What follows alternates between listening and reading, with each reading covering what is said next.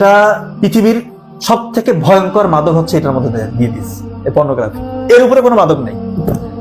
এবং আমি একটা কথা বারবার বলি, খুব ইম্পর্টেন্ট কথা, আপনার অনুশোচনা, আপনার অনুতপ্ত হওয়ার ব্যাপারটা হবে এই লেভেলের, আপনার কোনো ভুলের কারণে, কথাটা খুব মনোযোগ দিয়ে শুনে, আপনার কোনো ভুলের কারণে যদি আপনার খুব সব থেকে আপনজন, আপনার নিকটজন কে হতে পারে, আপনার মা বাবা, আপনার স্বামী স্ত্রী, আপনার ছেলে মেয়ে, এই তো ভাই বোন, এদের যদি কারো মৃত্যু হয়, আল্লাহ মাফ করুন, আপনার কোনো ছোট্ট ভুলের কারণে, আপনি একটা ভুল করে ফেলছেন, যে ভুলের কারণে তার মৃত্যু হয়েছে। কিরকম হইতে পারে, ধরেন একটা কারেন্টের ছোট কাজ অনেক সময় বাসায় অনেকে করে, কাজ একটু করতেছেন, একটা তার আপনি অরক্ষিত রেখে পাশের রুমে কোনো একটা জিনিস আনতে গেছেন, ওই সময় আপনার বাড়ির কাছের মানুষ, মা বাবা, ভাই বোন, স্ত্রী, স্বামী স্ত্রী, ছেলে মেয়ে, যে কেউ একজন ঢুকছে, ওই জায়গায় হাত দিয়ে দিয়েছে, এসে দেখতেছেন সে কারেন্টের মধ্যে শক খেয়ে পড়ে আছে, বান হয়ে গিয়েছে, পুরো মরে গেছে, আর কোনো তার জীবন নাই।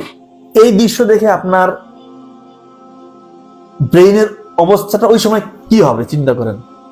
প্রথমত আপনি থমকে যাবেন, মানে কান্নায় ভেঙে পড়বেন, এবং অনুশোচনা এবং অনুতপ্ত হওয়ার যে ব্যাপারটা আপনার কোন লেভেলে যাবে চিন্তা করেন। এটা কি মানে ওনাকে কবরস্থানে দ্বারস্থ করলেন, কবর দিয়ে আসলেন, এরপরে কি অনুশোচনা শেষ হয়ে যাবে? একদিন দুদিন মনে থাকবে নাকি? 5-7 দিন, 1 মাস?